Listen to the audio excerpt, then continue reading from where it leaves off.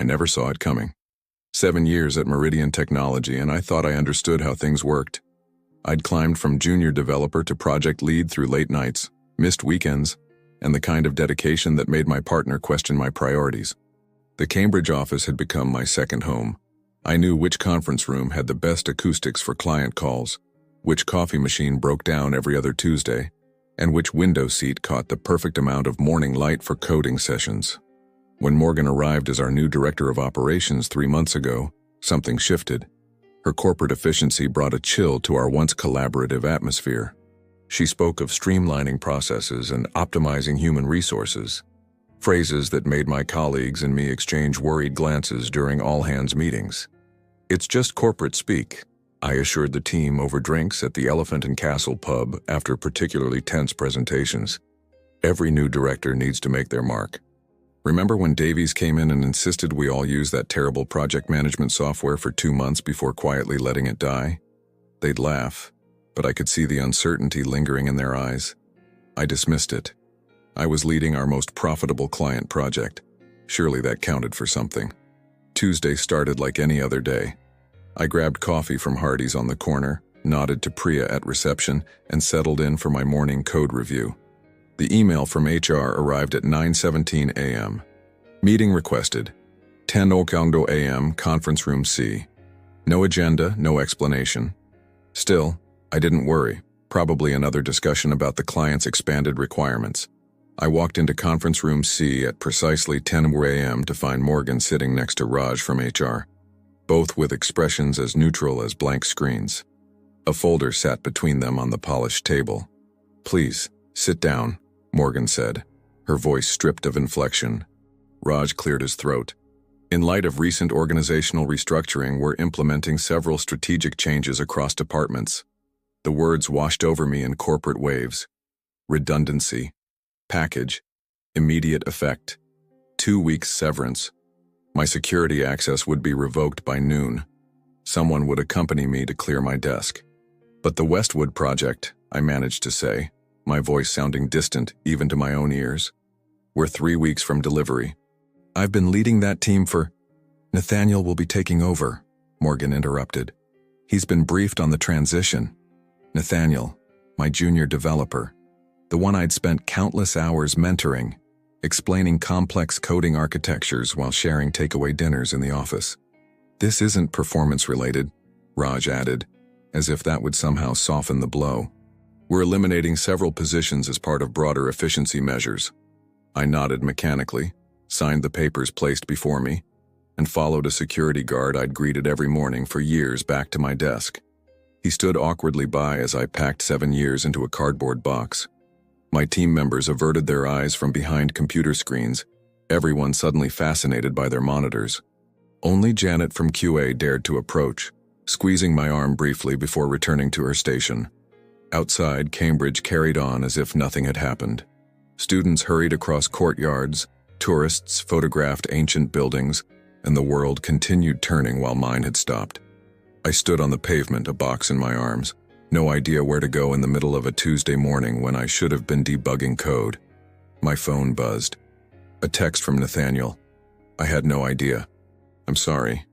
I turned it off and walked toward the river, where I sat watching punts glide by, wondering how something that had defined me for so long could be taken away in a 15-minute meeting. Explaining my sudden unemployment to Ellie was harder than I'd anticipated. We sat at our kitchen table, the pasta she'd prepared growing cold between us. Her face cycled through shock, anger, and a sympathy that somehow felt worse than the termination itself. "They can't do this," she insisted, her fork abandoned.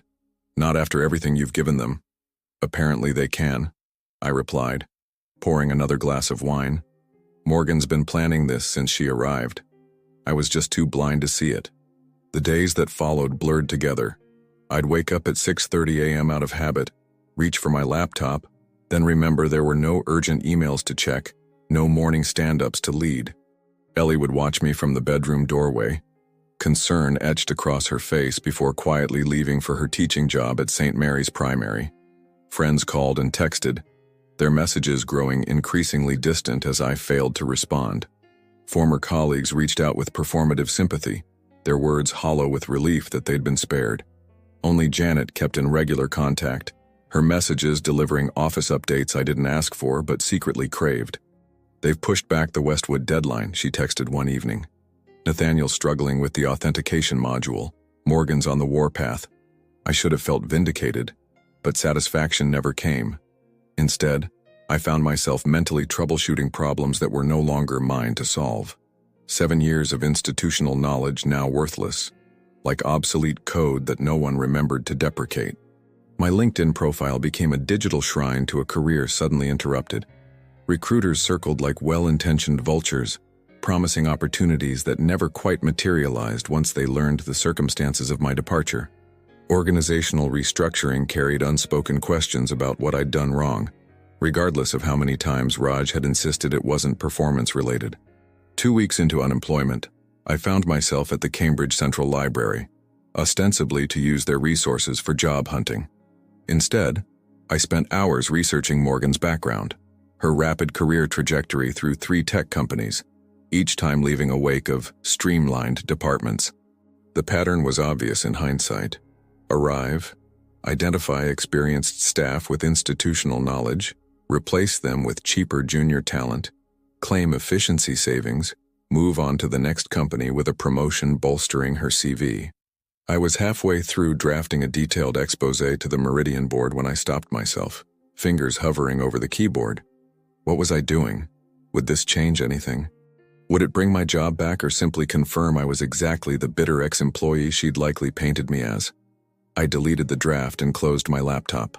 That evening, I walked through Cambridge's historic center as autumn leaves swirled around college courtyards. Students hurried past, their conversations centered on deadlines and theoretical problems with clean solutions. I envied their certainty, their clear path forward. When my phone rang, I almost ignored it. Unknown number, probably another recruiter, but something made me answer. "Hello, is this James Mitchell?" A woman's voice, confident but warm. "Speaking. My name's Victoria Chen. I'm CTO at Horizon Solutions." The name registered immediately, one of Meridian's main competitors. "Janet Thompson suggested I call you. She speaks very highly of your work." I leaned against a stone wall, watching tourists photograph King's College Chapel in the fading light. "Janet? From QA? She mentioned you might be available. We're having some challenges with a new project. Would you be interested in consulting with us? Strictly confidential, of course." The proposition hung in the air between us. Working with a competitor would burn my bridges at Meridian permanently. Then again, they'd already set fire to those bridges themselves. "I'd need to hear more details," I said carefully. Victoria laughed. "Of course. How about tomorrow morning, our office on Station Road?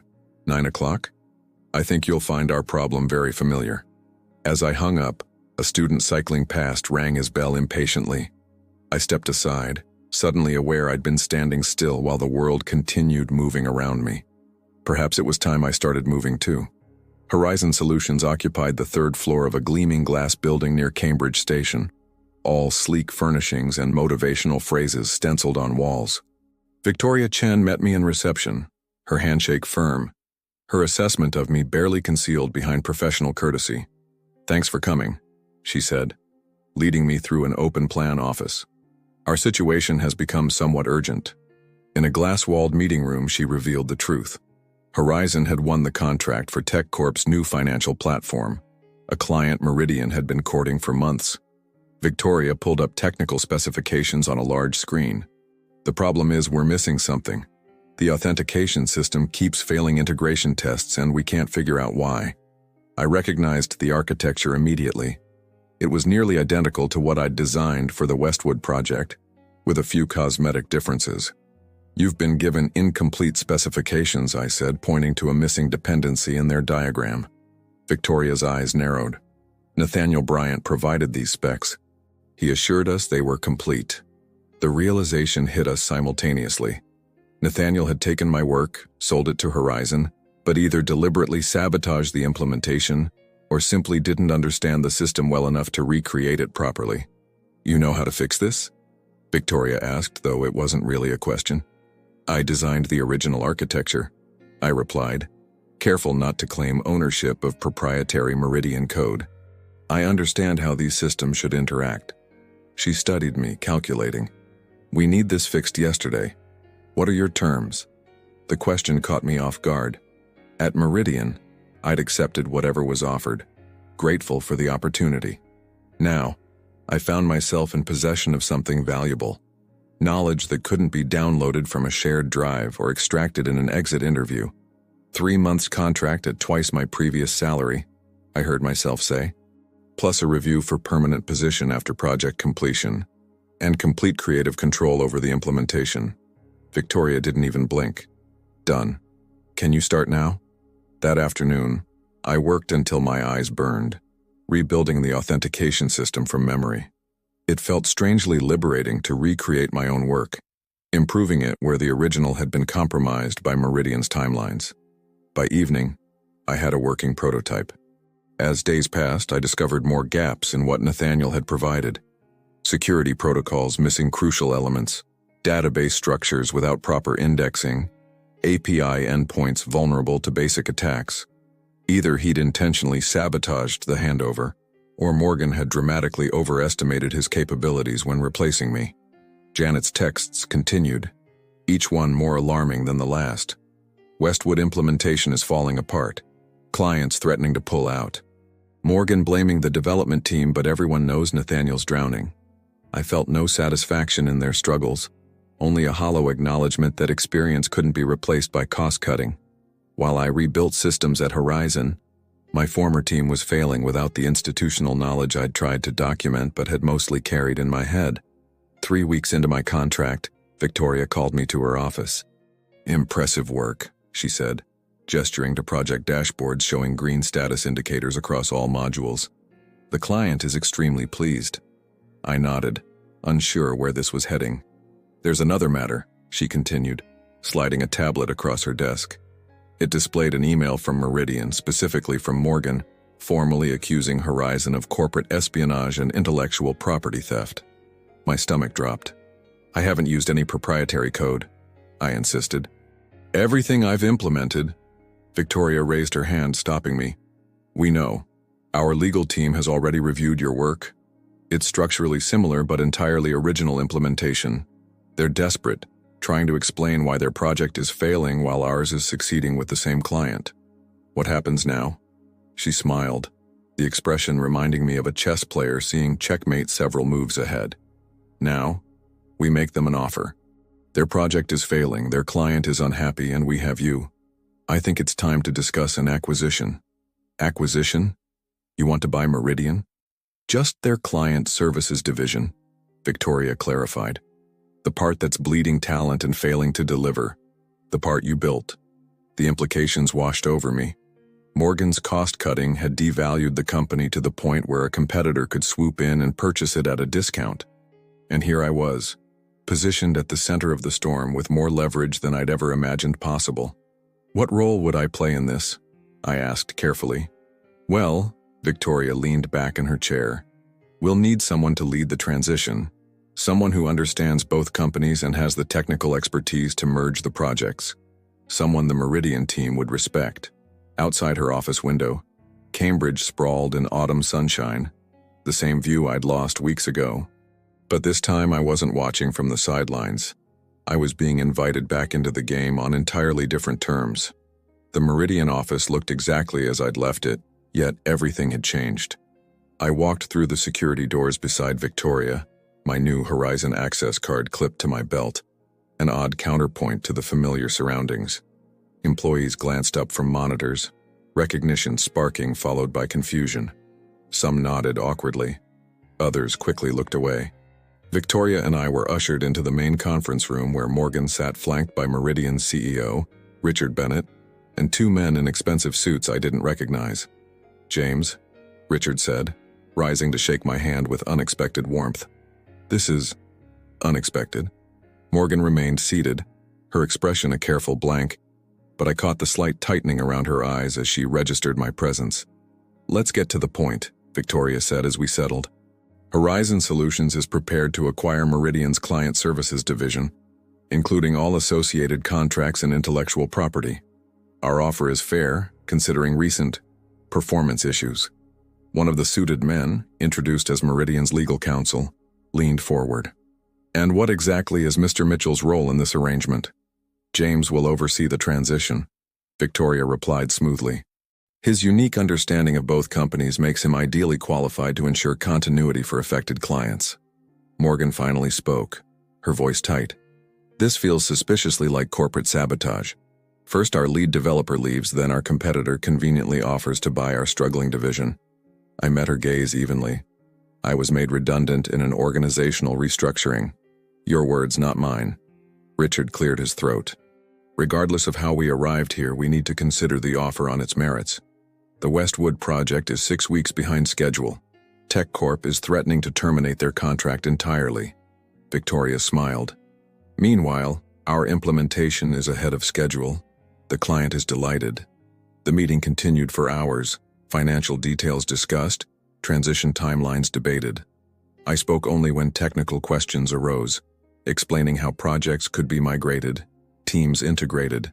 Throughout, I maintained a professional detachment that surprised even me. When we broke for lunch, Janet found me in the hallway. "You're back," she said, eyes wide with disbelief. "And working for Horizon?" "Life takes unexpected turns," I replied, smiling despite myself. "How have things been?" She glanced around before lowering her voice. "Awful. Nothing works properly. Nathaniel's in over his head, but Morgan won't admit she made a mistake. The team's falling apart. And now? Now?" Janet's expression shifted to something like hope. "Now you're back, even if it's with a different logo on your badge." After lunch, Victoria pulled me aside. "They're going to accept. Richard knows it's the best option they have. Morgan's fighting it, but she's losing support internally." "What happens to the staff?" I asked. "My former team? They'll be offered positions with Horizon. We're not looking to cut people. We need the talent. Just not the current management structure." By late afternoon, preliminary terms were agreed upon. As we prepared to leave, Richard asked to speak with me privately. In his office, the same one where I'd once pitched my ideas for the authentication system that now formed the backbone of Horizon's success. He looked older, wearier. "I owe you an apology," he said, surprising me. "I should have questioned Morgan's restructuring plans more thoroughly. Losing you was a critical error. I wasn't prepared for the rush of emotion his words triggered. Validation, after weeks of questioning my own worth. Why did you let it happen?" I asked. Richard sighed. "She came with impressive credentials. Promised significant cost savings without impacting delivery. I trusted her judgment." He rubbed his temples. "A mistake that's cost us the company." "Not the whole company," I reminded him. "Just the division I helped build. The division that generated 60% of our revenue," he replied ruefully. "The rest won't survive long without it." As I turned to leave, he added, "Will you look after them? The team?" The question caught me off guard. After everything, Richard's primary concern was for his staff.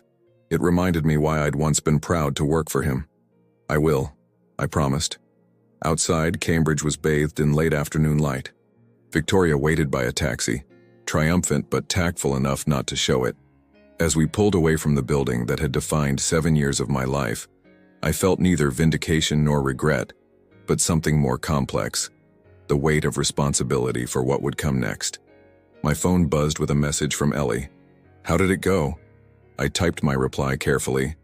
"I'm going back, but this time, on my terms." Integration Day arrived with a tension that vibrated through Horizon's newly expanded office space. Former Meridian employees filed in, clutching cardboard boxes and uncertainty in equal measure.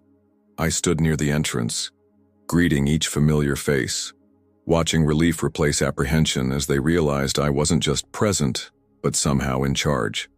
"Conference room in 30 minutes, I told them, trying to project a confidence I wasn't entirely feeling. "Take time to find your desks. Set down your things." Victoria had given me considerable latitude in handling the transition. "They trust you," she'd said the night before as we finalized plans. That's worth more than any corporate memo I could send. Now, watching my former team navigating their new environment, I understood the weight of that trust. They'd followed me to a competitor, believing their futures would be better here than at a sinking Meridian. I couldn't let them down. Priya from reception approached, her usual composed demeanor slightly frayed. "Where do I fit in all this?" Horizon already has a reception team. It was the question I'd been dreading, the inevitable redundancies that come with mergers. But Victoria had been true to her word. Client relations, I told her. Your knowledge of Meridian's clients is invaluable. You'll be coordinating with account managers to ensure smooth transitions. Her face brightened.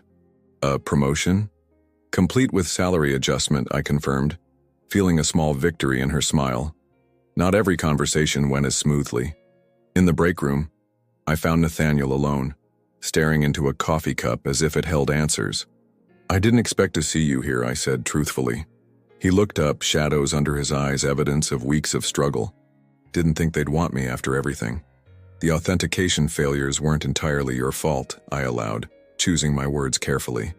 Morgan put you in an impossible position. I should have said no. His voice was barely audible. Should have told her I wasn't ready. The admission surprised me. I'd expected excuses, perhaps even accusation. Not this raw honesty. Why didn't you? He met my gaze directly.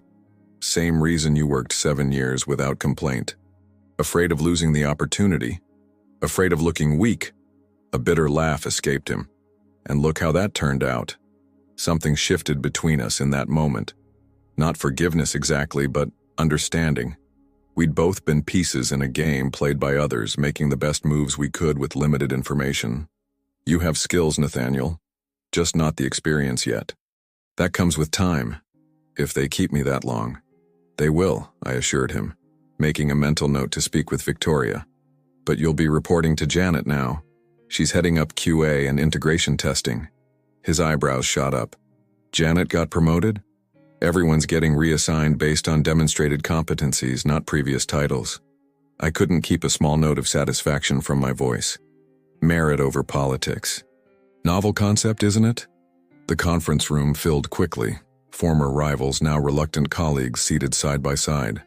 I took my place at the front, Victoria slightly to my right, present, but symbolically ceding authority. Many of you know me, I began, scanning familiar faces. Others only know my code or my documentation comments. For the next 3 months, I'll be leading this integration. My goal isn't to create Horizon employees from Meridian staff, but to build something better than either company had before. Tentative nods greeted my words. Cautious optimism, not yet trust. The Westwood project is our immediate priority. It's behind schedule, but not irrecoverably. We have the original architect, I allowed myself a small smile, and the combined expertise of 2 development teams. We can deliver. Questions followed. Practical concerns about reporting structures, project methodologies, even where to find the better coffee machine. I answered each one, sometimes deferring to Victoria for company policy, sometimes making decisions on the spot. Gradually, the tension in the room eased. After the meeting, a queue formed of people with individual concerns. I spoke with each one, remembering what it felt like to be on the other side of uncertainty, making promises I intended to keep. Hours later, when the last conversation ended, I found myself alone in the conference room. Through the glass walls, I could see former Meridian developers already working alongside Horizon counterparts, huddled over shared problems, the invisible boundaries between them beginning to blur. My phone lit up with a message from Victoria. Board meeting tomorrow. They want an update. Early signs positive. Well done. I started to reply, then paused, watching a spontaneous celebration erupt at a desk cluster where someone had apparently solved a stubborn bug. Former competitors high-fived across what had once been company lines. Outside, darkness had fallen over Cambridge. The office lights reflected in the window, creating the illusion that the room extended infinitely into the night. Somewhere in that reflection, I caught a glimpse of my former self, the developer who had arrived early and stayed late, whose identity had been so wrapped up in a company that he couldn't imagine life beyond it. That person was gone, replaced by something more resilient, something that couldn't be taken away with a redundancy notice. 6 months passed in a blur of deadlines, integration challenges, and gradual successes. The Westwood project launched to client acclaim, followed by 3 more major implementations that exceeded expectations. Former Meridian employees no longer clustered together in the canteen. The workforce had blended into a single cohesive unit, stronger than the sum of its parts. My contract had been extended, then converted to a permanent position as Chief Technical Officer, a title I'd never imagined holding. Victoria had moved up to CEO when the previous one retired, creating space for my promotion. My office now had the corner view I'd once envied, though I spent more time on the development floor than behind my desk. On a crisp spring morning, I arrived to find an email from Richard Bennett requesting coffee. Meridian had been officially dissolved last month. The remaining departments sold off piecemeal to various competitors. I hadn't spoken to Richard since the acquisition. We met at Fitzbilly's, neutral ground away from Horizon's glass fortress.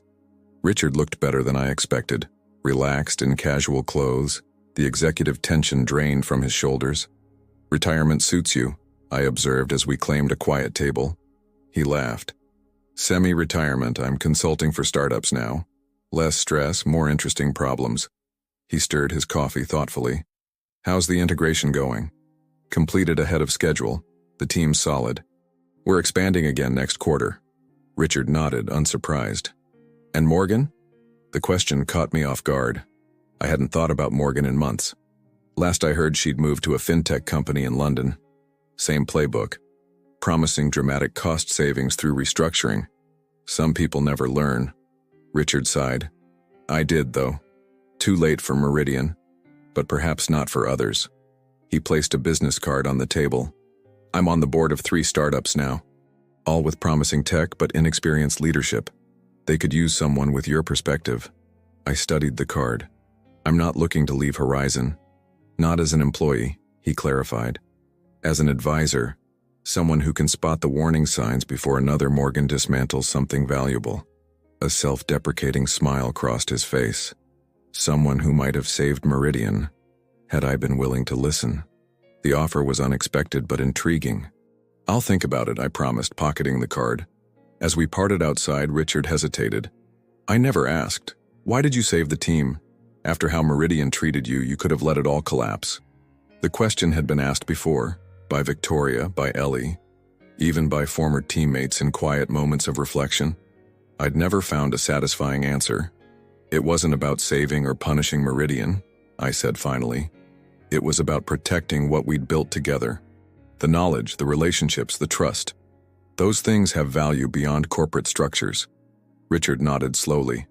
"That's why you'll succeed where Meridian failed." He extended his hand. "No hard feelings?" I shook it firmly. None that matter anymore. Back at Horizon, I found Janet waiting in my office, tablet in hand. "The Cambridge Tech Council wants you to speak at next month's conference," she said without preamble. "Something about resilience and technological transitions, or whatever bureaucratic title they've dreamed up." "Sounds riveting," I replied dryly. "You should do it," she insisted. "People need to hear this story." "Which story is that?" "How a corporate restructuring led to the most successful merger in Cambridge tech history." She raised an eyebrow. "Or how getting fired was the best thing that ever happened to you professionally." I laughed. "That's a dangerous message. HR would have a fit." "Then talk about building teams that transcend corporate identities." Janet's expression grew serious. "That's what you actually did, you know. Created something neither company could have achieved alone." Through my office window, I could see the development floor where Horizon and Meridian employees, now just colleagues without the corporate labels, worked side by side. Nathaniel was explaining something to 2 junior developers, his confidence grown with his increasing expertise. Priya was leading a client through the space, her new role fitting her like it had been designed specifically for her strengths. "I'll consider it," I told Janet, though we both knew I'd agree. That evening I walked home through Cambridge instead of taking the usual taxi. The city had witnessed my professional unraveling and rebuilding, its ancient stones unmoved by the human dramas that played out beneath them. Students still hurried across courtyards. Tourists still photographed historic buildings. Life continued its steady flow. Ellie was working late at school, preparing for parent-teacher conferences. Our flat was quiet as I settled at the kitchen table with Richard's business card and my laptop. I pulled up the websites of the startups he'd mentioned, each promising in their own way, each vulnerable to the same patterns that had cost me my job and Meridian its existence. I thought about the speech Janet wanted me to give. What would I say? That professional identities are fragile? That companies are temporary but relationships endure? That sometimes losing everything is the only way to discover what matters. My phone buzzed with a message from Victoria. Quarterly results exceeded projections by 17%. Board ecstatic. Your team deserves credit. Dinner celebration Friday? I smiled, typing back my agreement. Your team. The possessive no longer felt uncomfortable. I had stopped being defined by my employment status, by the name on my access card or the logo on my business card. The work remained important, but it was no longer the entirety of who I was. Outside, Cambridge continued its centuries-old routine, indifferent to individual triumphs and setbacks. Inside, I began drafting notes for a speech about resilience, about rebuilding, about finding strength in unexpected places. Not about revenge or vindication, though those elements existed in the margins of the story, but about something more enduring, the discovery that what we build within ourselves can never be taken away in a 15-minute meeting in Conference Room C.